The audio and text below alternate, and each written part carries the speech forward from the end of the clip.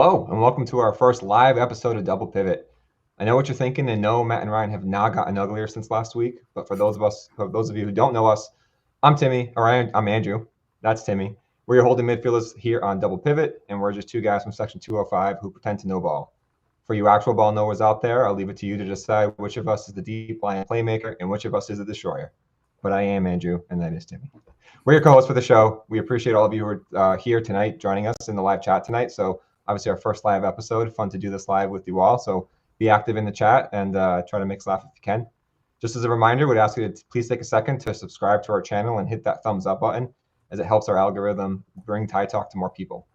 So with that out of the way, let's cozy up, grab your espresso, and let's get started. You might notice my bigger cup today. I've actually got a double espresso here because we've got an action-packed episode tonight. So let me pull in my co-host, Timmy, who's going to be breaking it down for us, and also wants to share an important announcement before we get going, too. So actually, Timmy, before you do that, tell me how your RAFC-less weekend has been so far.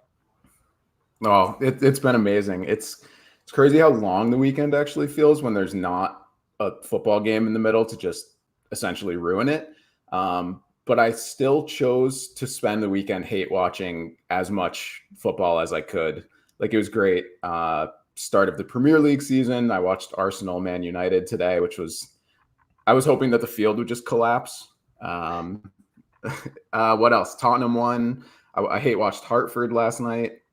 Watched a little bit of the New England Revolution to see Heung-min Son playing for LAFC. It was nice. And then I watched like 5 episodes of Andor as well, which I've been pumping to all you guys, but it's like most slept on show of the last 5 years.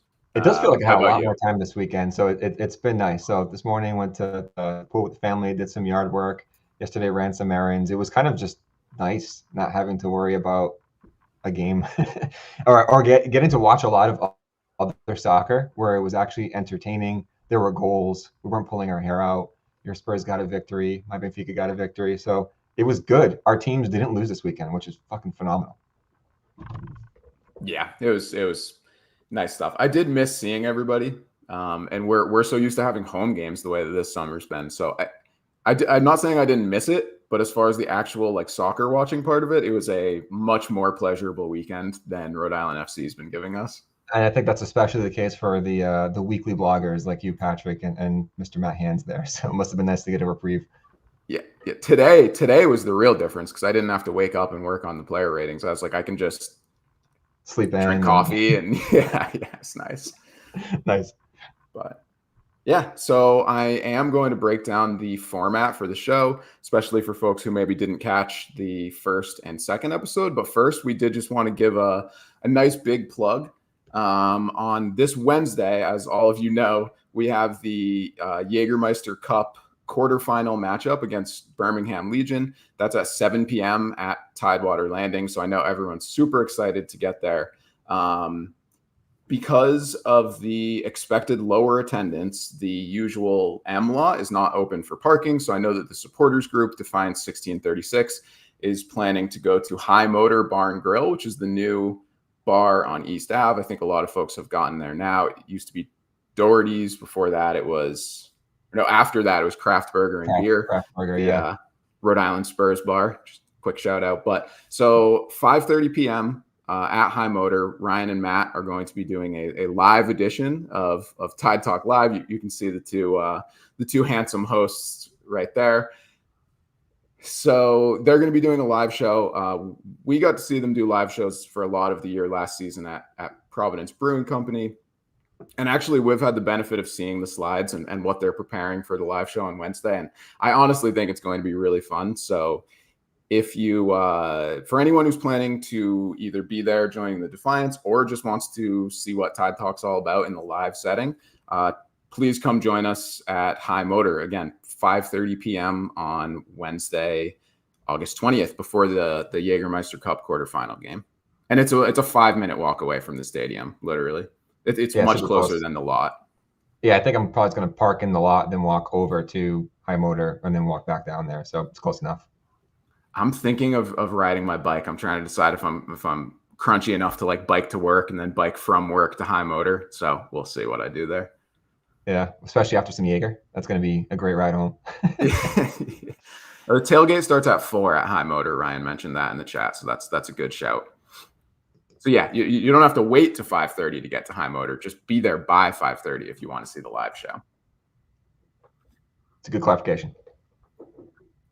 So yeah, getting back to Double Pivot for tonight. So Double Pivot is basically, it's Andrew and I's newest endeavor. This is our 3rd episode.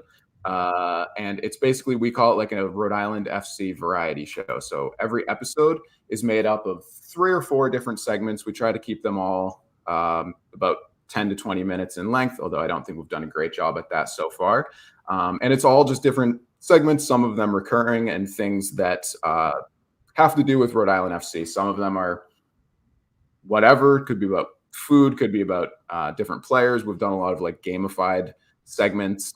And then some more serious, like tactical reviews, various things. So what we have for tonight, Ryan says to please change the slide. We're not going to do that until we're good and ready.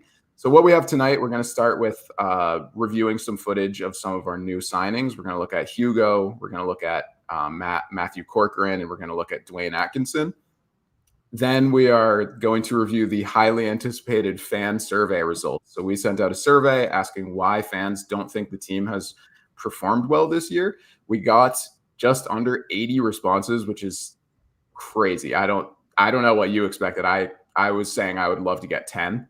So really excited for like 20. We had 15 to 20 within 30 minutes of us sending out the link. So really appreciate everybody who participated in that, and all the participation in the past too, with sending in your 7-asides and your tiers and all the things that we've done in the past. So really appreciate the engagement on that one. But for these fan results, phenomenal result. I think everybody was anxious to tell us what they thought here. Yeah. So we'll review that, and then finally, we're gonna just take a quick look at the season ticket pricing. We tried to set this one up as a game where Andrew and I both predicted the pricing increase, but club beat us to it. They announced the pricing on Thursday. So we'll just talk through it quickly, call out a couple of highlights. But unless there's anything I missed, Andrew, I think we can jump into the fresh legs report and finally take Ryan off the screen. Yeah, exactly. Ryan will be excited here. But yeah, let's get rolling. So fresh legs report, as Timmy mentioned, we're just looking at the latest additions on the team. So the new signings, obviously, with Matthew Corcoran and Busy Atkinson, but then also Hugo, who's someone that we've really been excited to watch for most of the year. I think both of us, when we did the initial season opener or the season preview on the Tie Talk show, we both had predictions that he would end up being a regular starter for this team. I don't think we knew at the time how long he was going to be out for. So he was, we were eagerly anticipating his start here.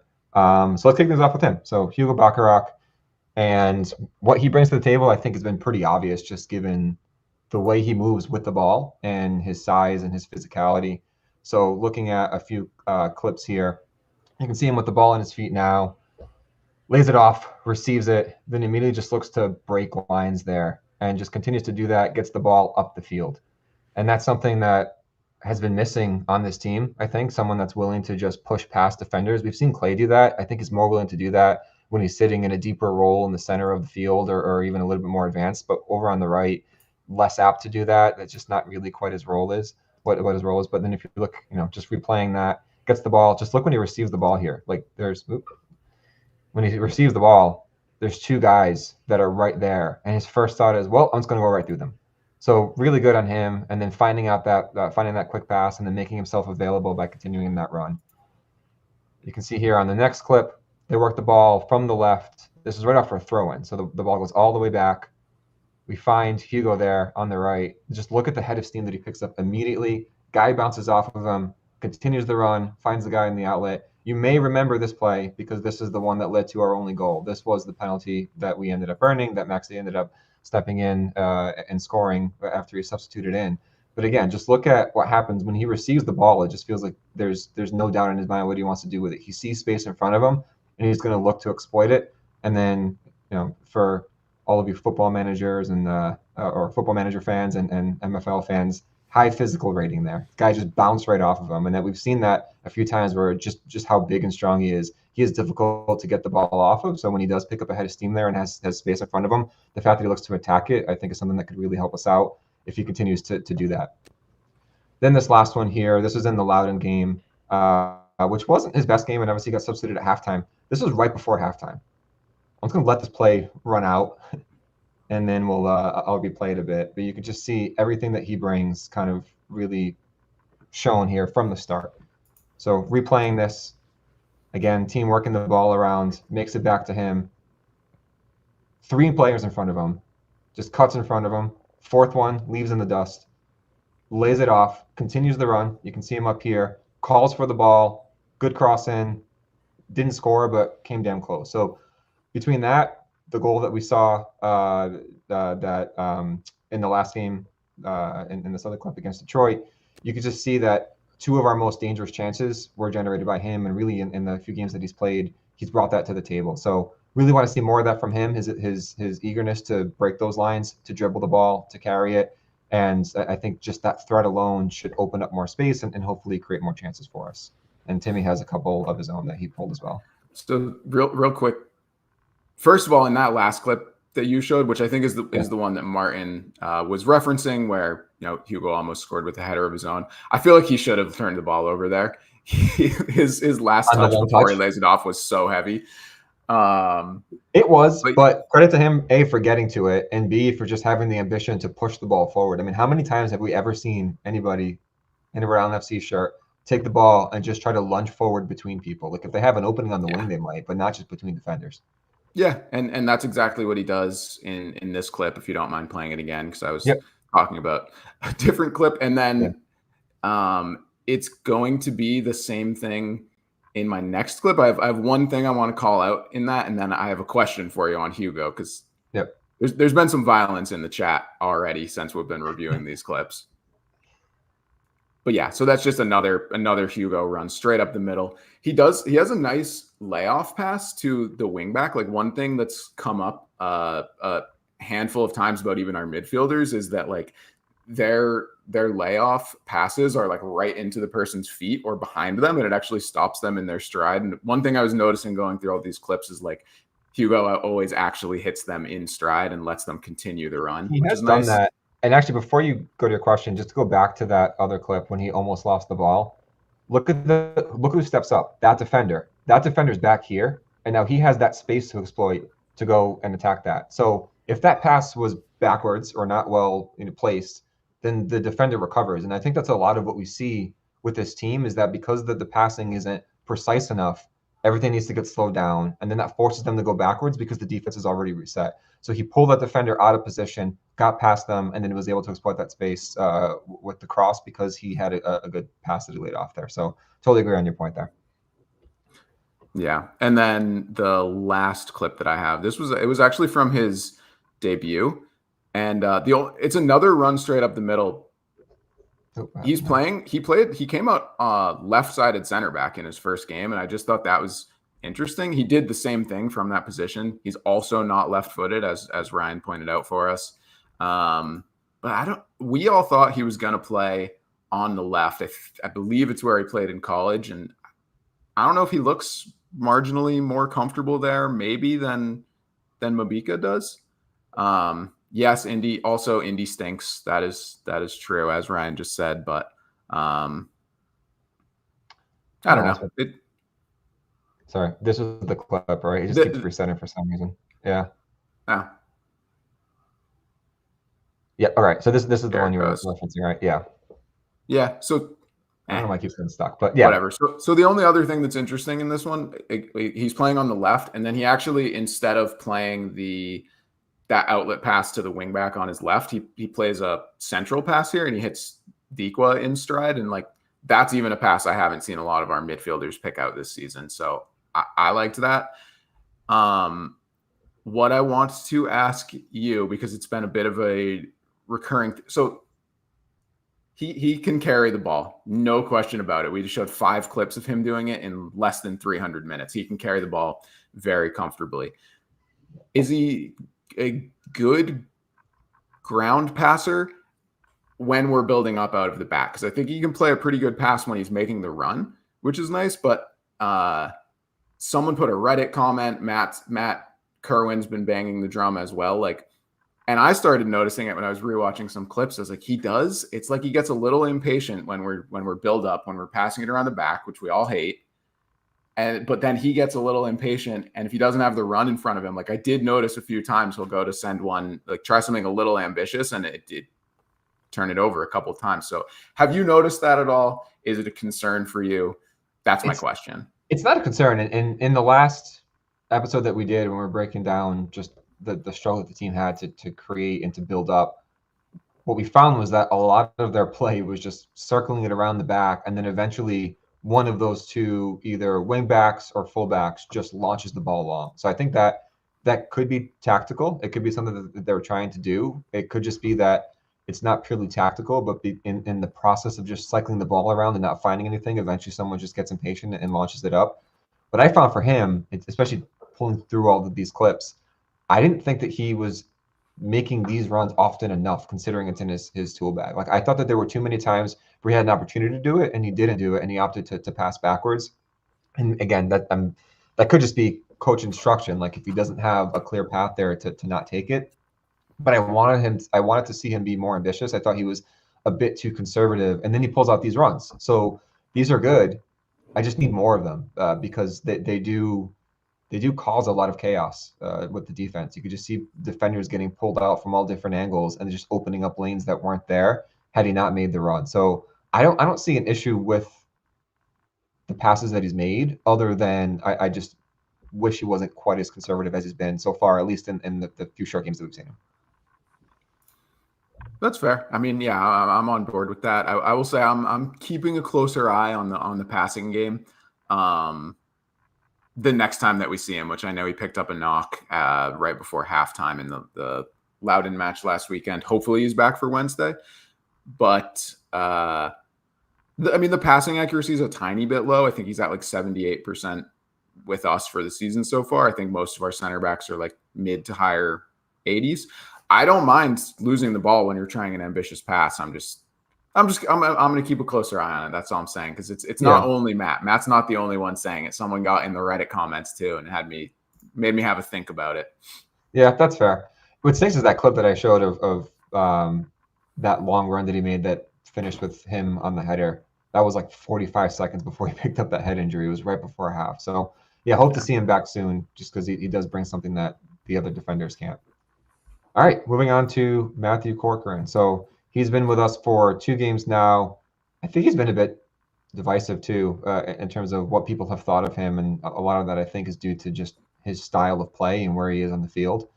What I've seen from him is that he is someone that is willing to show to the ball a lot, likes the ball at his feet.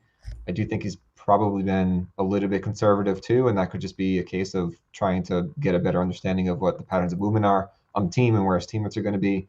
But I've liked what I've seen. So starting here in a defensive posture here, you can see him in the middle of the field, and he just has good awareness to cut out that pass, immediately makes himself available, and then just becomes an outlet to start pinging the ball around. So again, just kind of replaying that from the start. Oh, shit, my bad.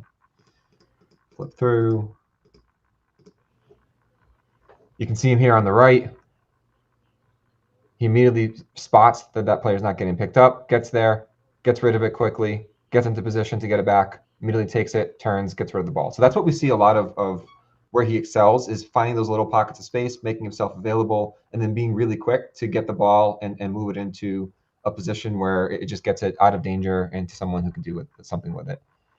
In the next play, this one will go pretty quick, but he recognized here that the defender was going to take that ball with his back to goal, immediately pounced on that, and again led to one of the few chances that we had in this Loudon first half. Well, we had more, I guess, than usual, but it was one of the few that were created just because of a good reading of the play. And this is the type of stuff that I do want to see Rhode Island do more of, is pressing. And I'm curious here, did he press? I keep doing that. Did he press because he recognized that this guy just had his back turned to the ball? Or was it, some sort of trigger press, or was it a case of they were just in this moment of doing some sort of pressing, team pressing? Because I did find, particularly in this Loudon game, that there were periods where they were pressing, and then there were periods that we held back. I'm not sure if that was in that period or not, but still, immediately pounced on it. I think the issue that I have with Corcoran in the position that he plays, he's not a very big physical guy. So I think he has to rely on making good decisions, and he has to rely on getting in the lanes, which I think he did a really good job of when I was picking through this video. Is he was always in the right spot to cut out lanes, but he's not an Ibarra type that's just going to go in and win tackles. So this is what you kind of need from him on the defensive side, is to block those lanes and to just trigger press at the right time to then set up that opportunity that JJ ended up having. This last clip that I have here, again, about to lose the ball, Corcoran just kind of recognizes where to be.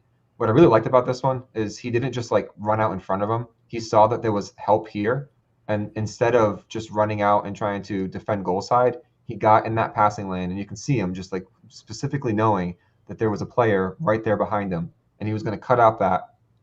He blocks it. Then if you look, Koke has the ball. He's immediately going to run to the ball, make himself available. Doesn't get it, but just watch his.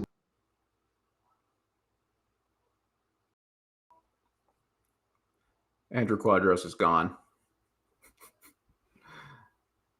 This is unfortunate. All right, you got me? Hey. So you were on Atkinson, right? Yeah, for the love of God, yeah, let's just jump to Atkinson. All right, so we'll fly through this pretty quickly. So what we see here with him is just his speed. Gets the ball here, immediately takes a touch, gets the ball up, cuts back, and creates a dangerous pass there right at the edge of the box. So for him, really just about his speed, not only straight line speed without the ball and with the ball, but also how what we saw was just how quickly he gets on the ball and does something with it. So there's no messing around. He just gets the ball, one touch, gets up the field, does something with it. So this was his first real contribution to the game. It was his second touch, and you can see right away just gets a pass over to an attacker at the edge of the box that can hopefully turn into something. This next one, ignore the AAA branding that Timmy stuck in here. You can see he will show up in frame. There he is, comes back, presents himself, gets the ball, just constantly moving, puts a move around the player, a defender, and then draws the foul. So a lot of movement, a lot of quick movement without the ball, a lot of quick movement with the ball. And then in both instances that you see him get on the ball, his first touch is just to turn up field and do something with it, which is a lot of what we've been complaining about, this team not doing that. The famous Mark Ibarra touch that he didn't go up the field on, and Ryan shows up in the bottom of the screen with his hands up in the air. I think you saw me in the just underneath there too. There's just too much of a reluctance to take the ball and turn it upfield. And the little that we've seen from Dwayne so far, maybe it's going to get beaten out of him as he's with this team for longer. But he is willing to push the tempo and use his speed to his advantage. Next one here is yours, Timmy. Yeah, pretty similar, observations to what you just mentioned. It's kind of just his he's like only looking forward. It's like instinctive. Like he doesn't have, like you said, it hasn't been beaten into him yet to have that turn around and pass it back. It's some good link up play with Amos here. His final pass doesn't come off. And I don't think that the point of this segment was to only show the good stuff that they've done. I think it was to show what they've contributed to the team so far. We've only got a handful of touches for Atkinson. I liked this. Again, the pass didn't come off. As Ryan would say, good idea. Yeah. So to your point, looking at these three players, Hugo adds some physicality, but also a willingness to carry the ball forward, which we don't have a lot of. Corcoran wants the ball at his feet and usually makes really good decisions on what to do with the ball. He's very active.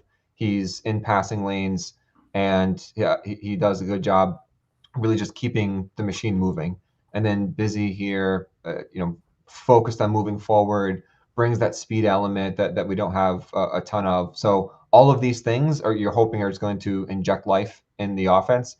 I don't know that any one of individually is going to do enough, but maybe when you start adding these pieces on a regular basis, hopefully we start seeing a little bit more attacking life in this team.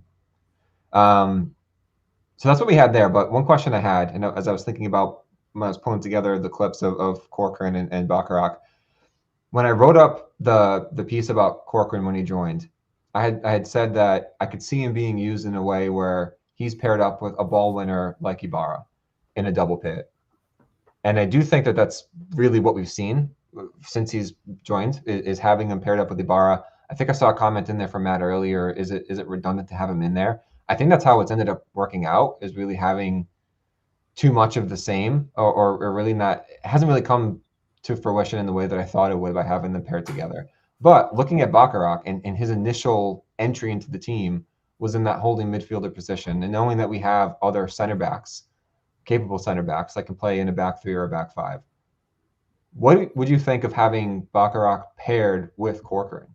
Having Bacharach being in there to push the ball forward with his dribbling, be that ball winner, that destroyer, and having Corcoran be the guy next to him to take the ball and start pinging it around. It almost feels like it's a bit, it's funny just having one of the biggest guys and one of the smallest guys in the field next to each other. It just seems strange to kind of picture on the field, but I'm just trying to gauge, like, is that something that could work, having the two of them together in that double pivot? I mean, the simplest answer for me right now is I'm willing to try literally anything to see some life out of this team. My preference, and actually Ryan is hitting on it here. My preference would be to see Corcoran paired with even just Corcoran and Maxey in a double pivot, surrounded by some more attacking players in front of them. It doesn't have to be Clay. I'd like it to be Clay. That would be my preference, but I'm not getting my pitchfork out if we saw some version of Corcoran and Hugo in the midfield. Like I do think it could work. I don't think it's what the team needs right now when we literally can't score a goal to save our life. I just put attacking players with Corcoran and let him get the ball to them. Yeah, I think my ideal would be having Clay with him, or even Maxey, and having that be the midfield trio. I agree with Ryan there. I just don't think that he's going to move Clay off of the right. Like he's one of our best players. He's at his most dangerous in the middle when he's in the middle of the field, and he refuses to put him there. He continues to putting him out on the right every single match. So assuming that he's not going to then put him in the middle, because then who do you put on the right, which has been their issue all along.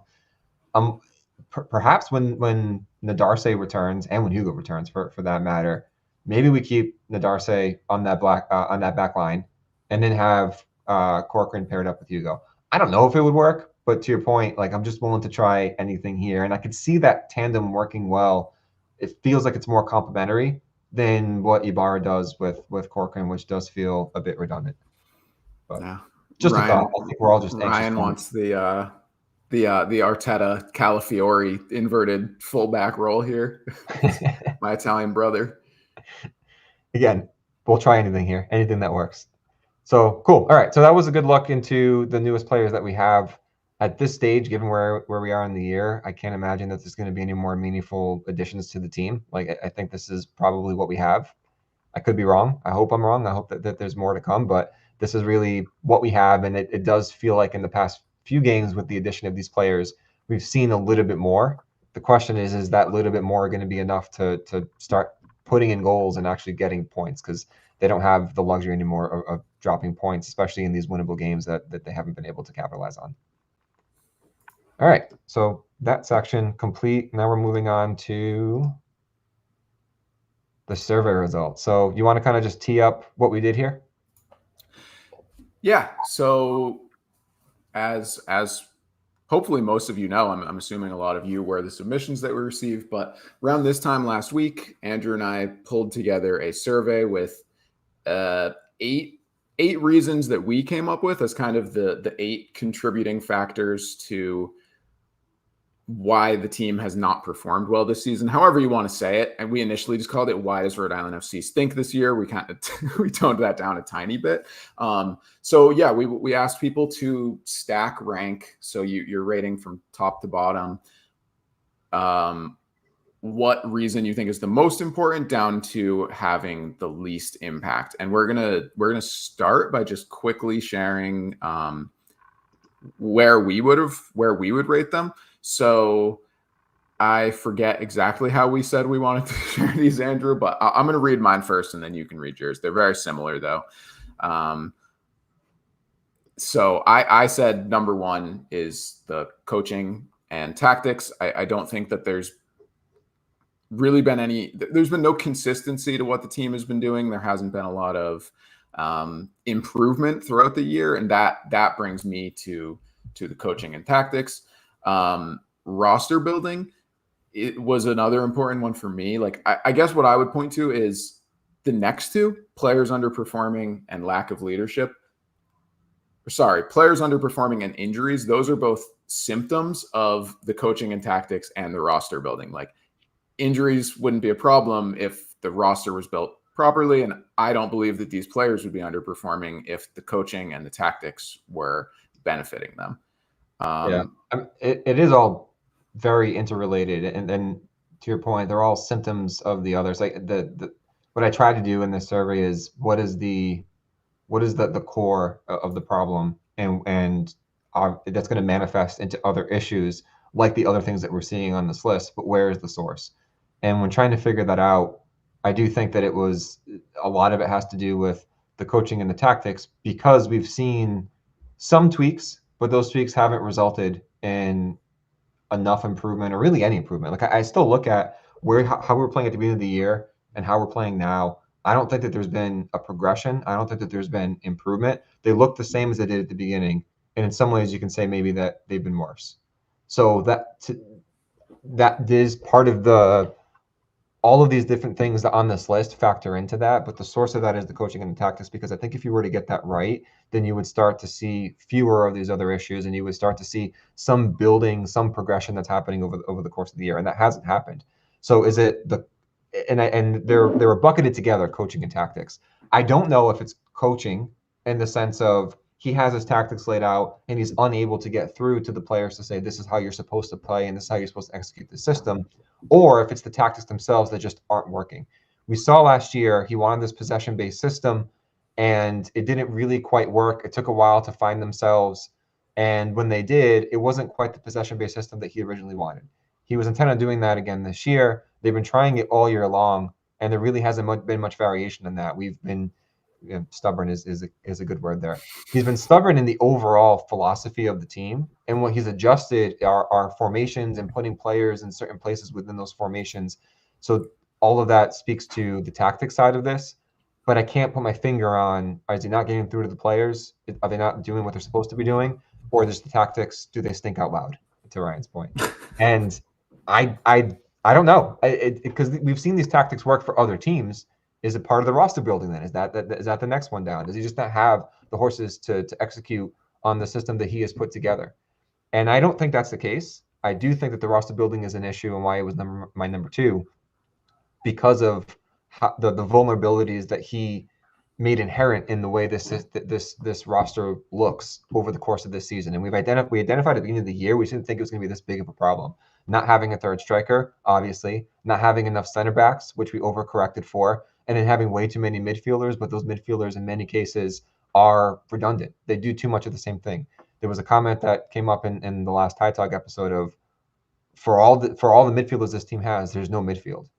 Ryan's highlighted it in one of his blogs about the missing midfield. We've highlighted it on the show. They just work around the midfield. There's a big gaping hole, to use that phrase from last week, in the middle of the field, and it's because we have no midfielders in position to do stuff with it, despite having 80% of our roster as midfielders. Obviously, that's being a little facetious there, but it's the way that the roster came together, and not having enough compatible skill sets, or having guys to cover in positions of need, right wing back spot obviously being one of them. All of that stuff feeds into not having the right tactics to accommodate the roster building. Then you get into players underperforming, and there was a belief that I think they had earlier in the year that they were going to turn it around. It feels like that's waned to me, just reading body language and reading or hearing them speak in some of the interviews. There seemed to be a lot of belief earlier on that isn't there. They are underperforming. We've seen a lot of steps down from last year, where it's guys like Noah in particular, and we can go across the board, and really not many of them you could say were better than they were last year. And then that leads into lack of leadership, because when you're losing, the lack of leadership does show up, and that's lack of leadership on the field, or it's lack of leadership from the sidelines. Injuries played a factor into it, but because of the roster building and the tactics that we had, it just magnified it even more. So it's all interrelated, but it starts with the coaching and the tactics and the roster building. To me, those are the top two. Agreed, and we should get into the responses. I guess just on the continuity of the team, just one thing I wanted to comment on it. I know even Andrew, I think this was a source of confusion for you as well when we were putting this together. I included continuity of team as a reason that people could vote, because one thing that I've heard, and we've heard it in both directions, is either not enough players from last season came back this year, which I don't personally agree with, but I've heard it enough that I thought we should include it as a reason that people can rank. And then bringing too many players back, almost like complacency in a way. So that's what we were referring to with continuity of the team. And I actually think there's one or two open response comments that came back in that reference that same thing, like every other team around us getting stronger while we maybe didn't, which again, I think is an interesting comment when we brought in a first team all league midfielder, but just providing a little context around the continuity of team. Yeah, and I put that dead last. I don't see that as being the issue in either direction, that we brought back too many, that we didn't bring back enough. I just don't see that as being the problem here. Yeah. So again, just short of 80 responses. Seriously, big thank you to everyone who submitted this. I said it at the top of the show. 10 responses was my target, and that was including the group of us at Tide Talk who I was going to force to vote either way. So blown away by this. I know people didn't do it just to be nice to us. I also think people are genuinely interested in finding out what other people think the reason that we haven't been good this season is. So I think, and we're going to keep coming back to this over the next several slides, but I think the thing that really stands out, and these are given like a relative weight score based on where people voted for them. So coaching and tactics was a leader by a pretty significant margin with a score of 59. I'm not going to pretend to know exactly how the math feeding this data works, but it's assigning a relative weight given where people voted for it. So you get a score when people rank you as the number one reason, you get a score when people rank you as the number two reason. And by, I wouldn't call it a landslide, but by a pretty convincing amount, coaching and tactics was the top answer given. The next cluster, I think, of three answers, and this differs a little bit from how Andrew and I ranked it. Players underperforming was the number two answer with a score of 43, and then roster building with a score of 37, and injuries 34. So I view those as kind of like, as far as their score, kind of like the second tier of answers where everything was like a little bit tighter together. Lack of leadership ranked as the fifth answer with a score of 25, kind of on an island. So that I'm not going to put that one in a tier. And then I think the bottom three answers, so continuity of the team with a score of 19, they were never good with a score of 18, and new stadium with a score of 14 were kind of the bottom three. And I think, Andrew, I think you and I agreed, like these were a little bit of a toss up for us. We're going to talk more about these in some of the open response as we review some of the open responses here. So I'll hold my opinions on some of these until we get to that point, unless there's anything you want to add here, Andrew. Yeah, that was a pretty good summary. I mean, the top five generally the same. We flip-flop players underperforming and roster building, and then the bottom three, when I was doing it myself, I kind of bounced around a bit and moved them around. To me, the new stadium, the only reason that could be an issue is potentially on the injuries front, like the playing on that new turf. Just feels like we had a lot of injuries this year, but it could just be completely random. All the other disagree. Disagree in what way? I feel there's something to the new stadium angle. I'm not gonna lie. Maybe I'm a crazy conspiracy theorist. What is it? I know you're talking about like team priorities and this other stuff, but how I'm failing to connect that stuff to performance on the field. So I think it's a few angles. I'm gonna highlight. Did I get the right one? Yeah, this is only one of the angles. The atmosphere at Burn was really good. I do think it's a somewhat documented and acknowledged issue at Tidewater. This is nothing to do with the supporters group. The supporters group is as loud as ever, but the sound does not carry the same. Now, I don't necessarily think that the atmosphere in the stadium makes the team bad. I think some other considerations are, like you said, front office and organizational priorities leading up to the season. We know there was a huge amount of focus on getting the stadium open for May 3rd. And I'm not saying that the kit man or the video analyst were pouring concrete. But I just think there's, in a tight run USL organization, there's only so many resources available. And we know a huge amount of them were being designated to the stadium.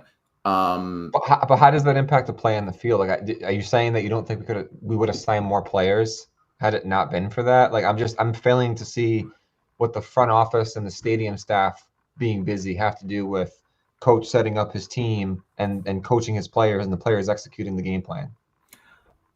I don't know. I don't know if there was just an organizational lack of focus on the first 2 months of the stadium, all that time, or that the first 2 months of the season, all that time while that's happening, the fans, probably the players, are saying, once the stadium opens, we'll be good. We're going to make it a fortress.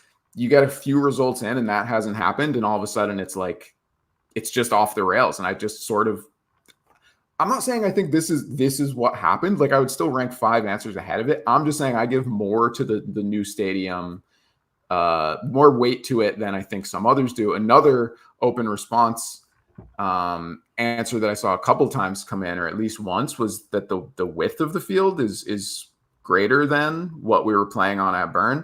I think there's something to that. If assuming that's true, I haven't measured them myself. I can't say it's 100% true, but I'm trusting I see that comment, and it's an interesting point because I hadn't considered it. I don't know that it's true, but I can see it being on the smaller football field versus our own stadium. But we only play 50% of our games at home. And last year we only played 50% of our games at home. We're playing in the same stadium outside of Oakland, which I don't even we didn't play in Oakland last year. Like, we're still playing half of our games outside of Centerville Bank on those same fields, and we stink at on the road too. It's not like we stink at home and we're good on the road. Like, we stink in both places. So I don't buy that. That's fair. Yeah. Just moving on to they were never good. That's another one where the only credence I'll give to that one was, yes, maybe we overperformed last year and there is a little bit of regression to the mean, but I don't think the regression to the mean is getting to be one of the worst teams in the league. I think regression to the mean might be that, based on the talent that we have and the abilities and the coaching staff and with the players, maybe we are 4th or 5th best in the East, as opposed to 2nd from bottom where we were hanging out for a little bit. So maybe that bar was set too high in terms of what expectations are. They were set too high, but I don't think it's a case of they were never good. Maybe they weren't as good as we thought, but that they still should have been pretty good and contenders in the East, and we're nowhere near that. So that's why I ranked that one low too. I just don't buy the narrative of maybe they were never good. Maybe they weren't as amazing as they were last year, and we've seen in American sports in general, when you get into the playoffs, the right team gets hot, then who knows what they can do. But they were good for the majority of the year. It took a while for them to start seeing results, but Ryan keeps saying this over and over, and I agree with him. The underlying stats were good all year long. It just took them a while to find a way to win games, and then once they did, they flew. They were never bad last year. At no point did they stink, and they've stunk all this year, the entirety of the year. It's not that they were never good last year. It's that we're just not good enough this year. Anything else on these group results before we start reading some of the open comments and stuff? Now let's get into it. All right. So before we share here, what we did is, first of all, thank you everybody who took it. We got a significant number of open responses here too. Like, I thought we were just going to get a handful. We got a good number of them. So we had our AI intern at Double Pivot generate a bunch of a summary based on the categories that it put together, lumping in all the themes that we saw across the different comments. So we'll start taking this across the themes. So first one, and the one that came up the most, is coaching and tactics. So what I'm going to do is just read the summary that our AI intern prepared, and Timmy will start to highlight some of the comments that we think are most interesting. So for coaching and tactics, the comments criticize the coaching staff for a lack of clear strategy and consistency. Players seem to be out of position. There's a belief that the team's tactics are muddled. Coach Kano is specifically mentioned as relying on individual hero moments rather than cohesive team play, and is accused of failing to show improvement in key areas like set pieces. There is a desire for a consistent system and a separation of player recruitment from management. That's all spot on. Like for that to be the main set of points coming out of these comments, I can't disagree with really any of that.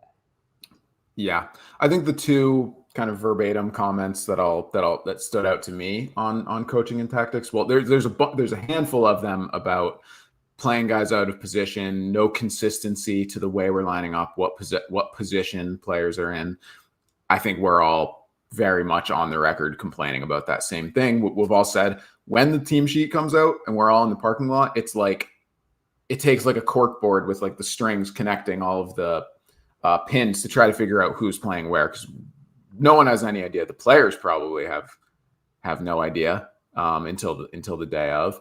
And then one comment that just bothered me because of how spot on it was, and for me, this is the one that tips me into coaching and tactics over players underperforming, is when they said we're not showing any signs of improvement as the season goes on or being creative in any ways to fix it. Like, if it's the players underperforming, coaching should solve that problem by getting them to perform again. And we've not seen even a hint of that this season. Every time it's one step forward, it's 3 steps backwards in the next game. Yeah, and when you have a team that isn't very good, just in speaking in generalities here, the coaching needs to be able to extract the best that it can and put the team in best position to succeed and maximize the talent. And as I mentioned earlier, you just go down the list of players in this roster and say, who was better, who's been better or even as good this year as they were last year. Koke is on that list. Who else is on that list? So we're not maximizing the talent. Clay is a great example. He's perhaps our most talented player, and he's not being used in the position where he could be most impactful to this team winning. There's an insistence to play him out on the right. Coach identified that there's a bigger problem that's caused by him playing on the right, as opposed to, and that goes beyond what he can add if he were to play in the middle. Then, I can't say that he's wrong because I don't know, but I have a hard time believing that can be true just because of how impactful he can be from the middle. So the playing players out of position, not maximizing what he has. I mean, that all speaks to the coaching for sure. Anything else here? Nope. All right, so roster building and squad construction. The comments expressed concern about the roster's depth, particularly in key positions, and the team's ability to handle multiple competitions in a single year. Not sure I agree with that point, but injuries are highlighted as a significant issue, and the lack of quality midfielders is forcing players into unfamiliar roles. The loss of key players like Koke and a lack of creative depth are also noted as contributing factors to the team's struggles. Thoughts there? Yeah, I mean, pretty accurate. And I guess I don't know if there's a verbatim that I'll call out here. And I know we're pushing an hour here, so I'll try to keep us moving. I think, like we mentioned before, is just that injuries have been a big issue for this team, but I don't think the injuries would have impacted us so much if the squad was built in a way to absorb that. And it's a combination of things. It's injury. We picked up some players who already had injuries. I feel like we could have planned that better. A lot of players picked up injuries and we didn't have adequate replacements for them. I think the squad's in a better place now than it was when we entered the season, but like the damage is kind of done by this point. Yeah, agreed. For the next two, lack of leadership and continuity. So didn't generate a summary for continuity, but for lack of leadership, there's a perceived lack of on-field leadership with players throwing up their hands in frustration. The frequent changes of captains and the perceived over-reliance on passing back to the goalkeeper are cited as evidence of this issue. It is suggested that the coaching staff or a designated captain needs to take charge and lead by example. I mean, the changing of captains constantly is interesting, especially of who was chosen in each of those. Like, we always just question, like, really, that's the guy that you're giving the captain's armband to? And there is no clear number 2 behind Koke. Without Koke there, I think that lack of leadership did shine through, and you can see it more now that when he's come back and he's rallied the team together and how he's spoken to them after matches. And he was gone for a while, so that is a part of it. But how no one else was able to step up there, I don't understand. Yeah, the captain carousel comment prompted me, obviously, just to look at this year and last year, and it hasn't been as sporadic this season with Koke's extended absence as I thought. We had Stoneman for 3 games, Ibarra for 3 games, and 1 game each of Mabika and Clay, at least in the league. But So when I those don't know players that get it's subbed out, they're also handing it to other people. sure, And there's, sure. I specifically remember one match at home where somebody was going out. I forget who it was. And the closest Yeah, player to that player was Quizera. And he handed it to Quizera, and Quizera looked at it like he had yeah. no clue what it was and just like looked around of like, who's supposed to take this? Like that's a clear example of no one knows who that next guy in line is. Like there's no understanding of who's the person that's supposed to be our leader. Yeah. And then I do think as well, like captaincy aside, just like some of the body language seems off, and a lot of times it is from someone who I would expect to be more of a leader on the team. Like we talked about potentially having a segment in this episode called the Body Language Doctor. We were just going to take clips of players like cussing each other out or slumping their shoulders after, like those kind of things to me count as leadership as well. And Yeah, it and just then go ahead. it feels a bit to me like players are playing for themselves at the moment because the results aren't coming, and there's frustration if they're not getting the ball or if someone makes a bad decision, and just feels like it's compiling and getting worse. Agreed. And then I mean, have to say it because there was a comment about it on the previous slide, but like sometimes the body language from the bench and managers itself is can influence how the players behave, and I think we do see some of that echoed on the field from time to time. Yeah, that's a fair point.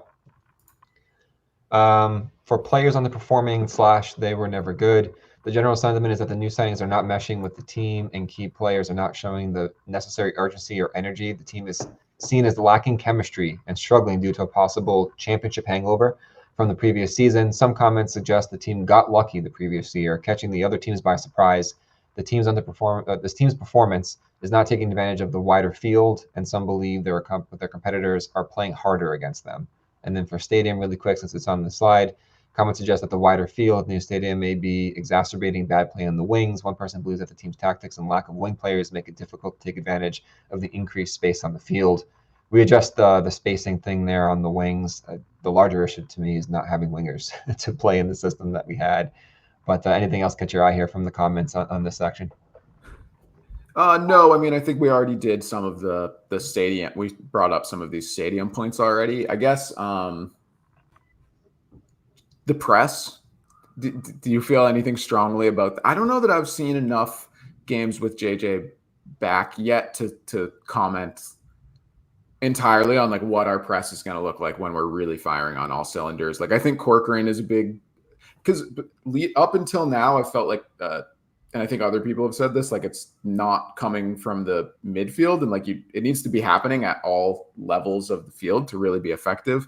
And now I think we mostly have the players in place where we can have a more effective press. So I'm kind of on standby on that comment. Right.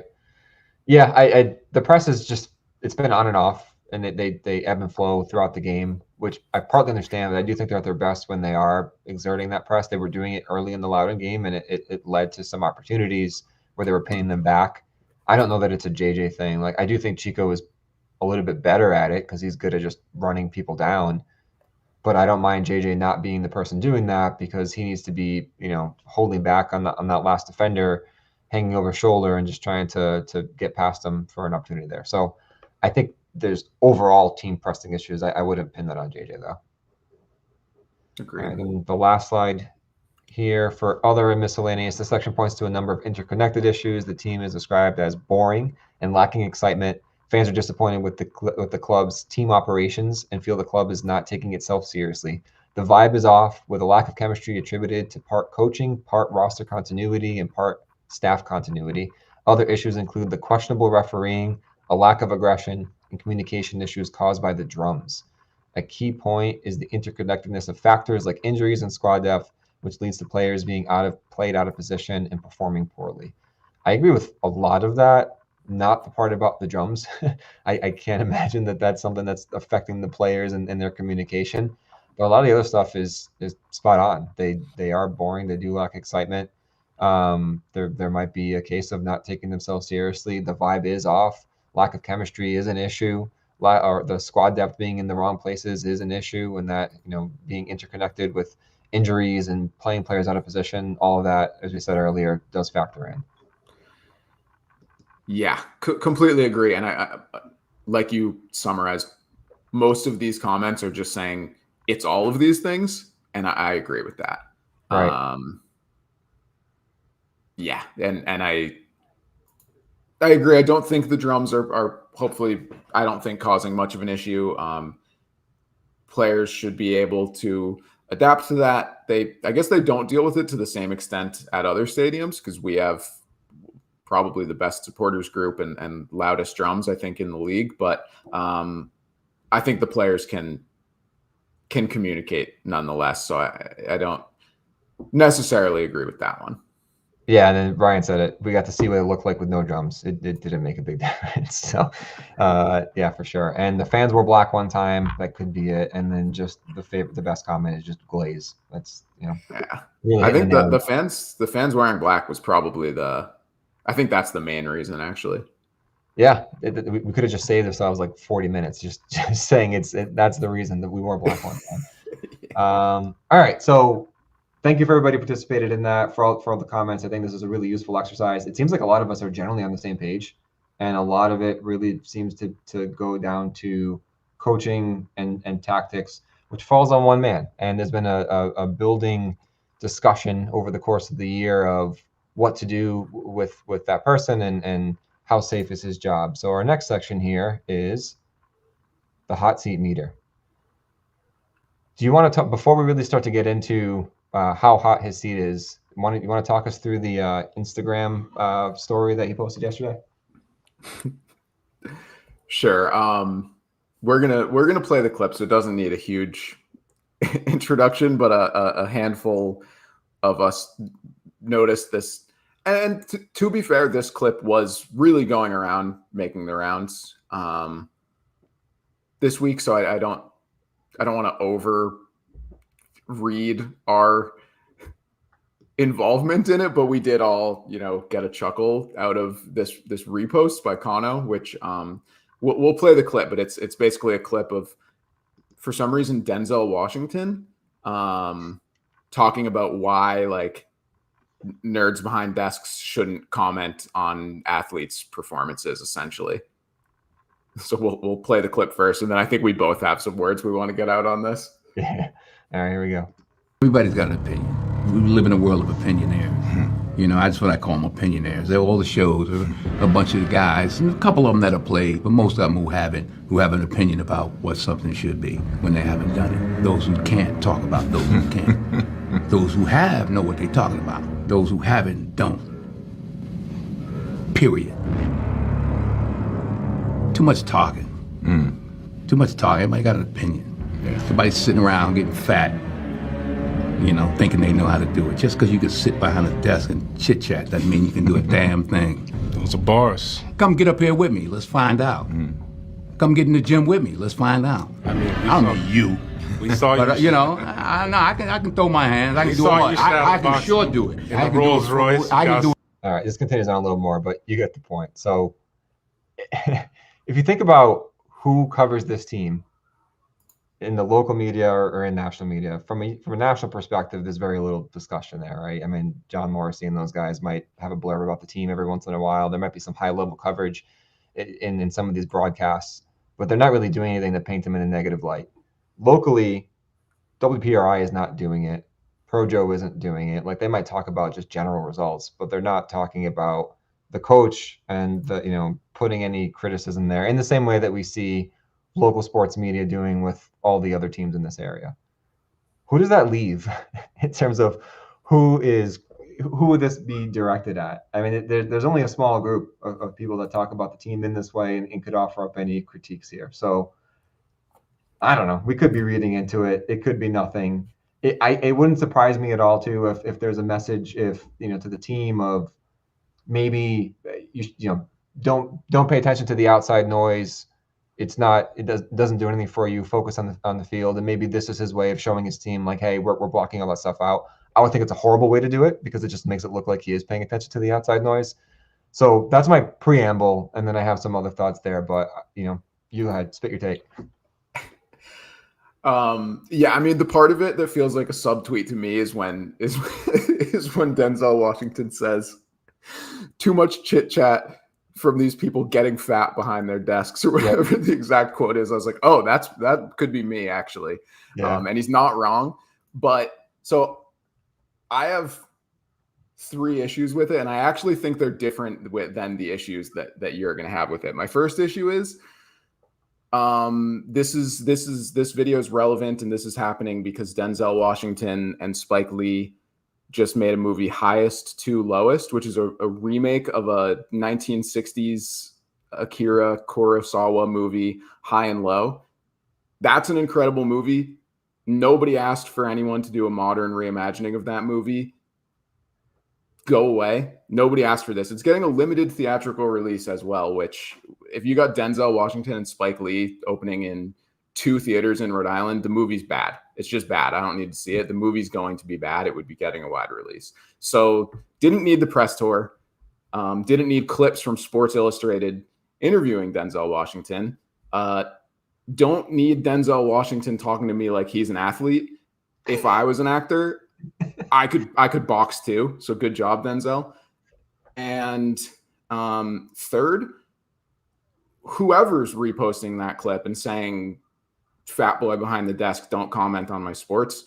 If the team was like 500 and showing flashes of being good, I would say, okay, I don't know everything. Maybe you're right. The team blows. The team has sucked all year. It doesn't take a genius to know the team's terrible. This is a little strong. It's not to know strong. that the team's not. To know that, I mean, they're averaging basically a point a game. They've barely scored at home. They've barely won at home. So, like, it doesn't take a genius to be like the team's not good. So I will comment on it if I want to from behind my desk, and I am, and I have been for the last hour and 11 minutes, and I'm not sorry. Yeah, it just feels soft, and this is the latest in a pattern that we've seen from the players and now the coach of this team in terms of addressing critiques that they've had throughout the year. We saw that with Chico with a post that he made earlier in the year, telling people to put respect on his name for his accomplishments, even though he was in the middle of a massive drought where we couldn't score at all.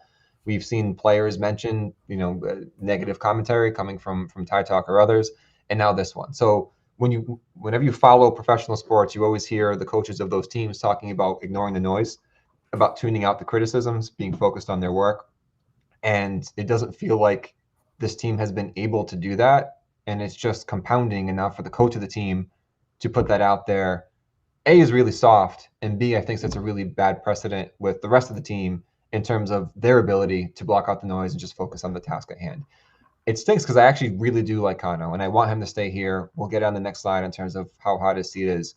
I want him to be our coach for a long time. I do like him. I just think this is really soft, and I wish he hadn't posted it. And I don't know. There was a comment from Tyler too that he mentioned that Chico seems to be pointing at 205 multiple times this year when he does score. I do agree with that, and it made me think maybe some of that criticism too is just the people behind him. Like, there's a lot of screaming that's going on from 205. Some of it directed at Kano, some of it directed at players, and some of it just exasperation on decisions that are made on the field. So maybe there's just a frustration that we don't see the vision that he's putting together. But to your point, they've been ass all year. They've shown no signs of improvement. They don't look like a good team. I don't think anyone has the right there to say, well, you guys don't know what you're talking about, because we do know what we're talking about when we look at the table and we see how many points this team has put together this year, or how many goals they scored from open play, or any number of statistics that you want to throw out there. It's just bad across the board. So don't love that clip. So that gives us to... I just want to reiterate incredibly quickly before we jump to the next slide. Like, nobody wants it to work out more than us. I was thinking about this. I was walking my dog today, and I was like, I love this current team. I love the coach of this team. Like, I want to bring kids and family and like root for this man. Like, I love Kano. I want him to figure it out. No one's out to get him, like, with any of our comments. Like, the team just isn't good. Your profile picture on Discord is a picture of you and Kano. Like, we love the man. Just want him to do better. Yeah. We want the team to do better. Yeah, and it's Jason Demers made a good post or a comment. The criticism has been very tame. I think it has been. I mean, outside of maybe one or two crazy people that have been spouting kind of out for a long time now, generally speaking, the criticism that we had has been pretty tempered, and it's just built up over the course of the season when it's clear and clear that this team is not turning it around. But we're all desperate to see that. We all want to see that. We all want to believe in it. So we'll see. We'll see what happens from here on out. Going into the hot seat meter. So for those of you still in the chat, thank you for hanging around. Here are the categories we put together. I'll read them out really quickly, but drop We a line have there. to do it. We don't want to. We have to do it. Yes, it needs to happen. It's because that conversation is just going to continue to grow through the end of the season, especially if we don't end up making the playoffs or putting together a good run here. So tell us what level you think that he's at right now. Is it ice cold? The job is completely secure. No one's even talking or thinking about replacing him. Lukewarm, a little chatter, but mostly safe unless things get much worse. Is it getting warm? The pressure is starting to build. Fans and media are asking questions. Is it getting very hot? Real scrutiny now. Bad results could tip the scales quickly. Is it scorching? It's on fire. Change is going to happen. It feels inevitable. Or is it melted? Seed is gone. We're just waiting for the official word. Decision's been made. We're just running out the string here. So let us know what you think. Timmy, let's start with your thoughts on this one. Yeah, I think Rhett nailed it for me, actually. So I'm going to throw up his chat here. I think. Well, so I'll expand on this a little bit. So he has hot from the fans, warm from the front office. I think that I agree with that, because I don't think anything could happen to end this season other than literally losing out, where we would move on from Kano. Like, I think he starts next season no matter what. So while I think most fans, and probably a handful of ourselves included, are at the point of hot, meaning if we miss the playoffs, I think a lot of us are probably thinking that's enough that we look for a new manager next season. I don't think that's the direction that the team is going to go. As Matt points out, he signed an extension leading into this season. So there's some financial stakes there that I don't know if this team is ready to think about and absorb. So I think that's where I'm at with it. But for me, thinking that there's no way they'll move on from him, I would just really like to see some indication of things heading in a positive direction to end this season. Even if it's missing the playoffs, like, let me see some good performances stacking on top of each other between now and the end of the season is what I'm looking for now. A big variable here could just be how he and the players are getting along. There seems to be something going on between him and Maxey. The team itself doesn't seem very cohesive, and you do wonder if they start to tune him out. We've heard him yell on the sidelines for players to hurry up, to pick up the tempo, to be in certain positions, and they're not there. They're not moving quickly. So are they really picking up what he's trying to give to them? So that could be a factor of how he's actually interacting with everybody. My opinion is, I think that from the front office perspective, he's somewhere between ice cold and lukewarm. I think that they've committed a lot to him, to his coaching staff, to the players that they brought in for him and his system. He is the GM. There's been a lot of financial stakes that have been put on him. And I know from hearing a lot of leadership in the organization speak, investors and Brett Johnson and other, they think really highly of him. They've said it to people individually. They've said it in interviews. They think the world of him. And he went out in his first year doing all of these responsibilities for the first time and won the Eastern Conference and nearly won the whole USL. I think that buys a lot of goodwill and was proof positive that the belief that they put in him early on was correct, and that they want to see that go, complete and really start to bear fruit down the road, despite what happened this season. I can't imagine, like, if they get rid of him, especially after the extension that Matt raised earlier, now they have to pay him out. There's a good chance they have to pay a lot of the staff. Some of the players will become, they have to be sold. They have to bring in new players. Like, it just brings in a lot of turmoil when the team is probably looking for some consistency too, to bring people back next year. I just can't imagine that they would make a move unless they just crash and burn for the remainder of the season. I think even if they miss the playoffs, even if they finish in 10th place, I just can't see a scenario where they let him go. For me, I think the fans are probably at warm, and I'm somewhere between lukewarm and warm. I still believe in him. I still think that he proved what he can do next year. I just think there's so much on his plate. There's a question of whether he needs more help from the technical staff or more help from a GM perspective. But I do think he has the goods. I think that he's going to prove in the long run to be a successful manager. We were talking about him in the offseason last year as someone that could potentially get poached by the MLS at some point in the next couple of years based on what he did in the first year. Obviously, that was a little bit premature, but I do think that he has that potential, and I don't want to see him get rid of it. Like we've seen way too, especially in soccer, we see way too many instances of teams just turning over their coaching staff. As a result, there's a tail on that and having to turn over the roster and giving that coach what he needs to be able to succeed. It's just way too much instability. And I would rather give Kano at least another year and let's see what he can have. He made mistakes this year, obviously. Learn from those mistakes, correct them in the offseason. Let's see what you come back with next year. I don't want him gone until, if it still looks like this to the end of next year, I'd be saying, all right, maybe it's time to move on. But as it stands right now, I want to see him have another year. Oh my God. I don't know if I'm making it to the end of next year if we have to watch another season of this. Yeah. So the couple people throwing out the Jägermeister Cup scenario, like, how does that?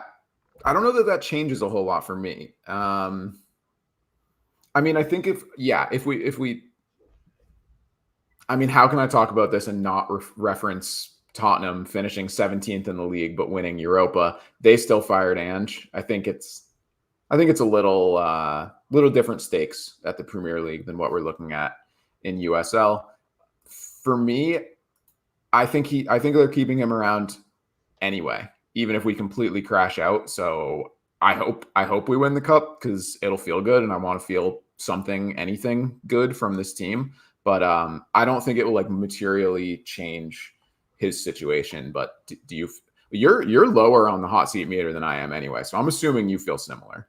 I feel similar. I think if anything, it solidifies him in the ice cold category with the team because then he brought home a trophy in really back-to-back years, but he won an actual cup, a true cup in that second year. If he were to win the Jaeger, I think they're committed to him regardless, and that just gives them more ammo to say, look, he took us to the final in year one. He won us the Jägermeister Cup in year two, and that's a lot would need to happen, I think, for him to rise up this thermometer with the front office.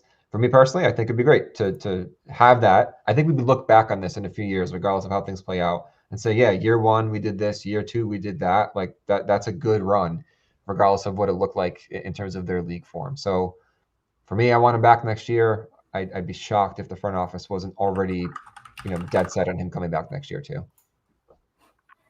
Yeah, fair enough. Martin also makes a good call out that with the way that the results broke last night, some of them came down to the wire, but we are currently sitting in 8th place in a playoff spot.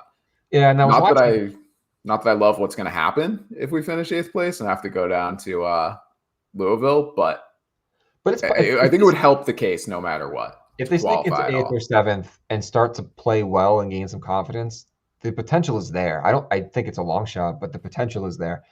I was watching the Phoenix Tampa Bay game last night. It was on like ESPN2, and one of them made a comment about some teams last year that with a few games left in the season rose from like 10th place all the way to 7th place or whatever. Like it's really jumbled up at the bottom there, so they could very well sneak in, and the playoff appearance I think would definitely solidify his position there. And then obviously we'll see what happens on the Jägermeister Cup side. But I hadn't looked through all the comments. Where was everybody else landing in here? Was it mostly hot, I would assume, or I would say between warm and hot mostly. If anyone was outside of warm and hot, feel free to call it out. I think I saw Martin say lukewarm, Money in the Bank from last year, which is totally valid.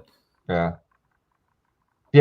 It's going back to the last slide too, and that Denzel clip. I think people are pretty tempered and measured in their criticisms here. I don't think anyone's out of line or saying that his head needs to be on a spike or anything. I think people recognize what he's done and his potential there, but the results have been so bad for so long and haven't improved. So, all right, anything else here?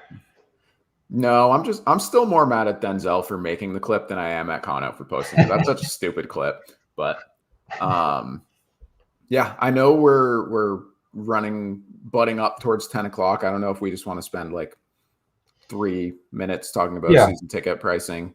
Yeah, let's breeze through this pretty quickly here. So, great slide here put together by Timmy.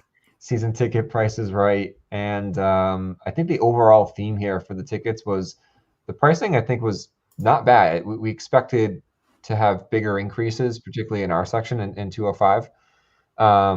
But overall, we saw some modest increases in some sections. We saw some decreases in others. We've seen others get held at their current price. There is one exception that we'll get to in a minute. But overall, I think generally I was happy with the prices, particularly, and they did split it for those of you that aren't aware. Existing season ticket holders get one price. New season ticket holders coming in get a different price. For the people that are renewing, modest changes, I would say. Again, with the exception of those couple of sections we'll talk about. And then for new people coming in, some bigger increases, but I don't think they're significant. It did feel all along, even before they ever kicked the ball last year, we had a feeling that the opening season prices were going to be lower than they would probably want them to be because they're trying to lure people into the stadium, and there'd be an expectation that those ticket prices go up. And to set the expectation, just about every team does increase prices in most years, depending, regardless of whether they perform well or not perform well. And then one last point here, because I was curious, it felt really early when we were talking about having to renew. And then Timmy did make a post in the USL subreddit asking other clubs about when they have to renew their season tickets or commit to them or start paying for them. It feels like we're a little bit on the early side in terms of when we're starting to pay, but not by a big margin. I think a lot of teams said September, one said October, some have already started. And then the renewal period, a lot of them are already in the midst of that too. So this is in line with other teams, despite my immediate reaction of like, how are you doing this already? Are you just trying to lock us in before we miss the playoffs? So those are my. I thought you thought the team was like strapped for cash, like couldn't pay the players, like needed our money now, so they were just like quick season ticket renewals end of August. Yeah. I don't know. Maybe we're just bracing for the worst because nothing has really gone right this year. But overall, I wasn't too disappointed. Do you want to talk about those couple sections, and then you have some thoughts there too? So overall impression on the changes, and then anything else you want to say here?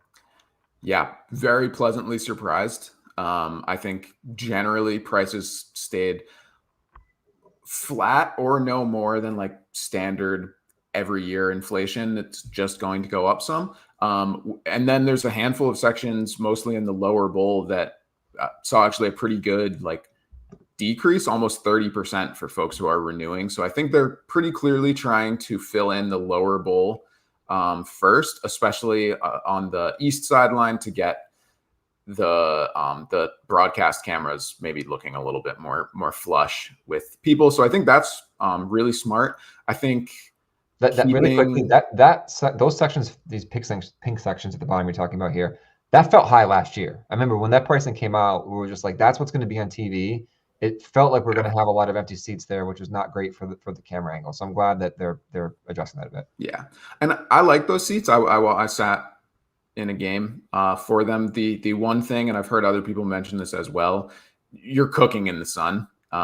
Even I think it was a 7 p.m. game. The people for the Hartford 4 p.m. must have been, because we were hot in the shade in 205 for the Hartford game. So it must have been tough. So the price decrease there from $34 down to $24 for a renewal, or $26 for a new season ticket, I think that's really smart. You and I tried to gamify this before the club released the pricing and made our guesses, and we both never mind. Only I predicted that they would drop the price in that section. This was not one that you had predicted. I don't think I had any drops. I think I had them saying consistent on everything, but I don't think I had any price drops. Yeah, fair enough. That looks correct. Both of us were close on a lot of our predictions. We either hit right on the renewal price or the new price, but we did greatly overestimate our section 205 and 207 right next to us too. I think we expected there to be a much bigger increase, and ended up being pretty modest for returning season ticket holders. So I'll take it. I was happy with it. Totally. So yeah, that brings me to just one other item to call out, which is slight changes in which seats are getting categorized in which section. So the RIFC in the grandstand, the R and the C used to be part of the sideline tickets, which last year were $16.36 per game for a season ticket. Neither the sideline nor the midfield seats saw a significant increase in price on their own, but the R and the C got lumped into midfield pricing now, which is along with the I and the F, if I'm explaining this fairly enough. So those people actually, and we know a lot of them who sit in the R and the C, and I know this is a bummer for those people. For them, a renewal is a 60% pricing increase. And for someone who wants a new season ticket in the R or the C, it would be a 77% increase over what they paid, what they would have paid in 2025. So for those folks, it's jumping from $16.36 per game to $20.29 per game for a new season because it's ticket. 26 for the returning people. Yeah. So and that sucks because everyone else either had a decrease or a modest increase, and now they are completely disproportional with everybody else having a massive increase. And I do think, looking at this map, it makes more sense for the RNC to be included in this section. And I don't, and they probably should have done that last year. I don't have an issue with them lumping them in together, but what they should have done, instead of surprising people from the time the renew email came out, we were all caught off guard by it. A week later, they get the pricing and it's a massive increase. What they should have done for the returning people is say, we need to reclassify this in this section. Next year, it's going to be. This year, we'll give you a modest increase as well. But know that next year, if you stay in these sections, that you're going to be lumped in with the pricing as the same as 205 and 207. That at least gives people some foresight to say, all right, there's going to be a change. It's going to be more expensive. Do we want to move now? Do you want to stick with it? As opposed to 1 minute, the team is tying Loudon. The next minute, you're being asked to pay 60% more for seasons for tickets that whose first game kicks off in 7 months. Like, that just feels shitty when you look at what everyone else around you is having to pay relative to their first year and then what you have to pay. So that sucks. Like, these people generally wanted to sit closer to the middle, but not pay the $24, instead pay the $16.36, which was a very good price for very good seats. I think they got a really good deal in year one, but you can't just pull the plug on them and surprise them like that. I wish that for the returning members that they would have given them a year notice to say, this is what the plan is, act accordingly. Yeah. I mean, my advice for the R and the C people is, if your price is getting jacked up like that anyway, just come join us in 205. Yeah, to move down there. I mean, those are your options, right? You're either moving out to preserve your pricing or move in to maximize the price that you're going to be paying. Right. Yeah. No. Really quick note. Go ahead. Go ahead. So the orange sections, which last season, I think it was just the players tunnel last season. And what is that? Section 112. So they're now including section 111, 110. Oh, it's so hard to read. 101 and 100 in that orange section. So we don't need to go into the specifics. Basically, 3 out of those 4 sections are seeing a nice price reduction. One of them that was previously categorized as the north sideline is getting screwed. They're seeing a pretty big price jump as well. But like, for those people, just jump to the next section over in the north sideline if you want to keep your prices flat, I would say. Yeah. The last thing I'll say that we didn't address here, the parking for the prepaid parking, there was a 25% discount for those that early renew, and really early is just 1 extra month. So it's not a massive change. Yeah. So that is nice for us in 205. The overall price that we're paying, if you're buying a parking pass combined with the ticket for the year, actually goes down a little bit, which is nice to be saving a little bit there. Yeah, exactly. I'm all in. With the parking discount all in, I'm spending about $20 less this year. And that's including the price increase, the modest price increase in our section. So I think that overall, and I know that we just spent a few minutes highlighting like the couple of things that suck about this. I think overall, club deserves a decent amount of credit for this. I think they pretty much generally kept prices as flat as they could. Modest increase in a few sections and completely flat in some that really matter. Like, the supporters section should stay $16.36 for as long as they humanly can. Like, that's crucial, I think, to the atmosphere in the stadium. So I was really happy with this. Yeah, and just to reiterate, because I've seen a lot of comments, not necessarily here, but hearing people say, I can't believe they're raising the prices with the season they're having. The expectation every year should be that they're increasing prices. Every team does it. There's obviously inflation that they have to deal with. And then you add in the fact that this is a new stadium and they're trying to get people in with lower pricing. Expect there to be increases every year. You hope that they keep it down to a minimal level. And I think that they accomplish that for year two for the majority of cases.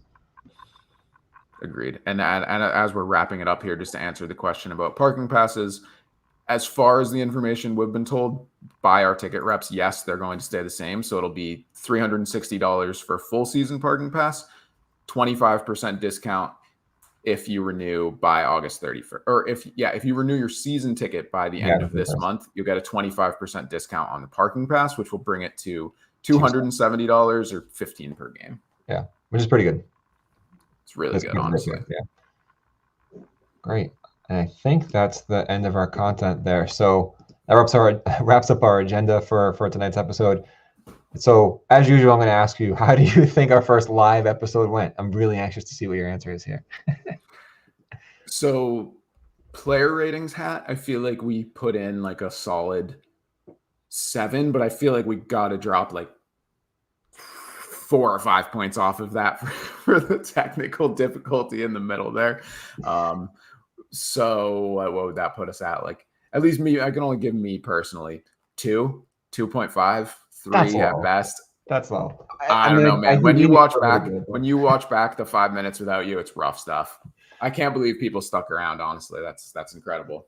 Thank you to everybody who stuck around. Thank you for Timmy for carrying me while I Houdini'd for a bit and then tried to get back on and the audio and video weren't working and had to restart my whole computer and everything. So appreciate all of you that did join us in the chat, that participated in the survey, that have gone through some of the things that we've done in prior episodes too, with some of the engaging content that we've had. So really appreciate it. We do have that mailroom segment that we want to bring back. So if there's things that, ideas that you have of things that you want us to do or questions you want us to answer, please be sure to send that over to us. And that just about does it. So just a reminder that Tide Talk is more than just podcasts. You can find us on Twitter, Instagram, and Facebook for daily social media content. You can also visit us at the blog at tidetalkri.com, where you can find Timmy's player ratings, pre- and post-match analysis and reactions from Mr. Matt Hands, pre-match essentials from the GOAT, Patrick McKenna, my monthly Tide Talk Tide Chart blog series, and then other written takes on the latest RIFC news. And I guess before we say goodbye, Timmy, any final thoughts here? Tide Talk Live, Wednesday night, 5:30 p.m. at the High Motor Bar and Grill.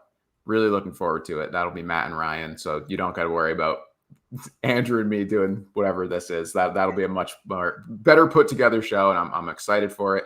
Really excited for the game. Hope we smash up Birmingham. How about you? Should be a fun one. Should absolutely be a fun one. Looking forward to it, and hopefully we can chase some hardware here. Don't forget to rate and subscribe. Do not let that little technical glitch stop you from giving us a thumbs up, from rating us really highly, and from subscribing. I promise the Sunday night slot will go back to the experts, Matt and Ryan, so you never have to deal with that again. But thank you all for taking the time to watch and listen. As I said, really appreciate any and all feedback that you have about the show. Tell us what worked, what didn't work, what you want to see in the future. Thank you very much for everything. And thanks again. We'll see you next time, everyone. And as always, up the tide. Up the tide.